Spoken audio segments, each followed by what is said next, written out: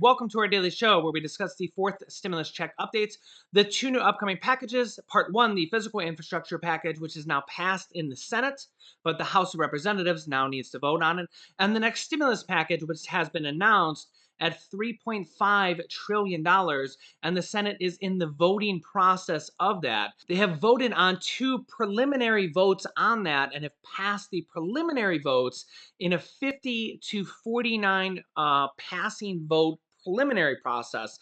It is not fully passed. There's not a bill on that. And they will be working on the bill and the final details here in the upcoming days. And that is when we will be finding out what will be in the stimulus package. And really, with the rising positive every day, over 100,000 people now every single day on average.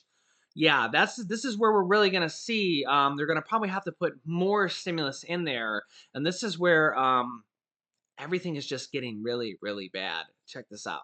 Starting to see a lot of headlines like this: Biden and Congress could soon approve a fourth stimulus check as the Delta variant grows. And the problem is that we're starting to see a lot of mandates across the country. We're starting to see mask mandates across the country. We're starting to see other countries go into full blown lockdowns. And the question is, how bad is it going to get? It's getting pretty bad right now. And how much stimulus will we see? And how long will this continue to go on? Could we see lockdowns here in the United States? And how much stimulus will we see in this next package? Stimulus checks, child tax credit checks. Will there be adult tax credit checks in the form of monthly checks for adults? And will we see even more stimulus after this next stimulus package? Because honestly, yeah, a lot of these headlines we're seeing, like this one, a top health expert predicts that will change from to endemic. I think after we get through this Delta wave, this is going to become more of an endemic illness, says Dr. Scott Gottlieb. Former FDA Commissioner Dr. Scott Gottlieb predicted Friday that will likely transition to an endemic following the peak of this Delta wave. An endemic that is present in a community at all times, but in a relatively low frequency, such as the common cold or the flu. Quote, we're transitioning from this being to being more, at least here in the United States and probably in other Western markets. There's still going to be in lots of other parts of the world where you don't have high rates. Dr. Scott Gottlieb says it's not a binary point in time, but I think after we get through this Delta wave, this is going to become more of an endemic illness where you just see sort of a persistent infection through the winter, but not at the levels we're experiencing right now, which are through the roof. In another article from Bloomberg, this says the world may never reach herd immunity, ever. This article from Bloomberg says that as surged last year, governments worldwide touted the hopes of herd a promised land where stop spreading exponentially because enough people were protected against it. That now could look like a fantasy. Ebb and flow and fade when a chunk of the population, possibly 60 or 70%, was and had resistance through previous infection. But now variants like the Delta, which are more transmissible and had been shown to evade those protection in some cases, are moving the bar higher for herd near impossibly high levels. Remember, the US just reached 70% of the United States population with adults with at least one shot. 60% of the United States has been fully with two shots of Pfizer or Moderna or one shot of the one shot Johnson & Johnson. So 60% of the United States is fully, or 70% of the United States has at least one shot of. This month, the Infectious Society of America estimated that the Delta variant has pushed the threshold for herd to well over 80% and possibly as close to 90%. Public health officials like Anthony Fauci have drawn controversy by shifting the goalposts over the past year, increasing the number of people who need protection before hitting herd. Meanwhile, on this article on Bloomberg here for cases on Friday, August 13th, says that new positive cases worldwide, 840,000, but new cases in the United States, 290,840 in the United States. That would make it almost the highest ever. 290,000 people tested positive on Friday, the 13th, actually, August 13th, according to Bloomberg. Yeah, 290,000 people.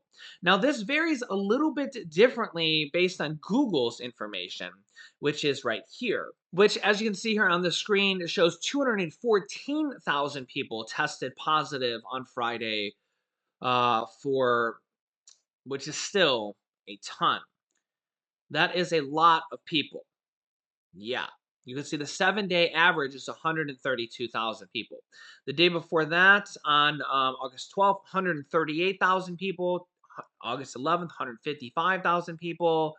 August, the weekends are always lower. So August 5th, 126,000. August 7th, the weekends are always lower just because of the way reporting is. It's always been that since the beginning. So August 8th, 36th. August 7th, 42. It's just kind of the way reporting is. But yeah, Google is reporting Friday the 13th, 214,000 new cases compared to August 13th of 2020, which everybody thought was the thick, only 54,000 new cases. So we are now like, what is that? 4 times more cases. Yeah, 4 times more.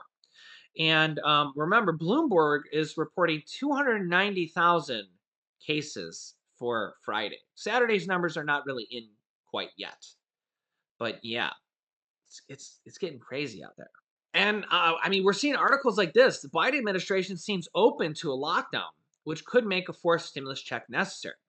Now, we know that there's going to be another stimulus package, this American Families Plan, which the Senate has already partially voted on. Again, it's not fully passed. There's not the bill yet. We're going to be seeing this, but we know there's going to be a lot of stimulus items in there.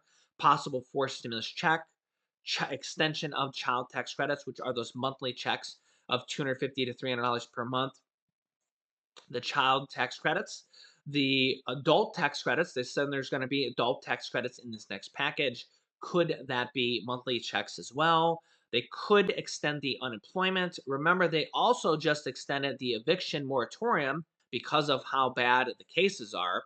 And remember, they also just extended the student loan payments. Yeah, so here's the headline on the eviction moratorium that covers about 90% of renters. This was just extended until October 3rd. There's been some legal challenges on this again, but this was just extended on August 3rd, and it's extended until October 3rd. And again, they just done this because of the rising cases. This is kind of an emergency thing they've done. They've also just extended the student loan payment moratorium. So yeah, you can see this right here. So I mean, they're all kind of in a panic because yeah, things are getting really, really bad out there. And the question is that these are two kind of stimulus provisions that they've just done. The Biden administration did the eviction moratorium and the student loan payment pause because these are kind of two immediate things they could do. And again, remember they just passed the infrastructure package, and really the stimulus package is where we're going to see a lot of the really, really big items. And that's where we're going to see the possible stimulus checks, the child tax credit checks. In fact, these are all the things that they're really talking about in this next package. And because it's now getting worse, not better. Remember, just a month and a half ago, we were only at 5,000 cases per day, 10,000 cases per day, and now we're at 200,000 cases per day. So, I mean, literally in the course of a little bit over a month, we have done a complete turnaround. We went from it almost being over to now it's almost worse than ever. So we thought we were at the light at the end of the tunnel, and now it's like, oh God, is it ever going to end? So yeah, and literally they just extended student loan for not forgiveness but student loan payment pauses. They just extended eviction moratorium, which I don't even have on this list, but they did it. And really, it's going to really make the things on this list become more and more and more. It's going to make the things on this list become even more necessary. So some of the things that may have been, well, we're not sure what, again, we're going to find out what's going to be on this list. stimulus checks, child tax credit extension, how much things are going to be on this list, how quickly things are going to be done on this list. The headlines like this, supporters of reoccurring payments to be included in this next package. President Biden apparently being open to a fourth stimulus check. The Democrats being open to a fourth stimulus check. With economic conditions being worse because of being worse, all this kind of makes it become more and more likely, or even more and more, that it will happen, or even maybe if it was going to happen, maybe it's more and more likely that the amounts might be bigger. And here's the other problem with this is, right, like I see headlines like this, and I don't personally think that we're gonna see another lockdown. I just think there's a lot of people that are too hesitant on another lockdown. um I just don't think it's gonna happen, me personally. But here's the thing is that there are full-blown lockdowns going on in the world right now. Check this out. Australia's capital is in a lockdown, full-blown lockdown. They've been on there for a while right now. In fact, check this out.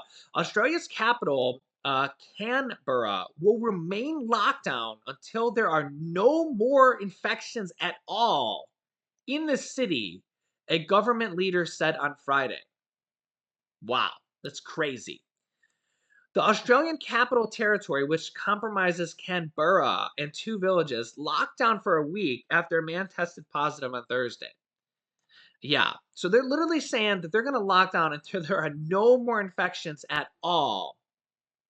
I think they've been in lockdown for over a month.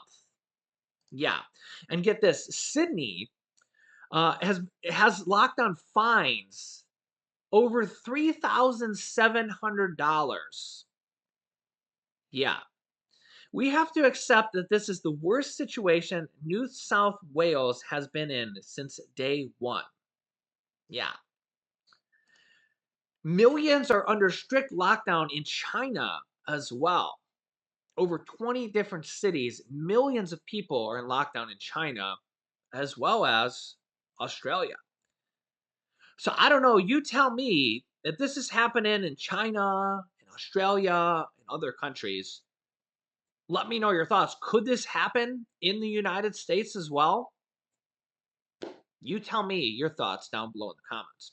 Now, what we are seeing is mandates and mask requirements. New York City kind of was the first city, New York City, to require what they're calling vaccine mandates, requiring proof for indoor dining and indoor venues, gyms, theaters. New York City was the first one.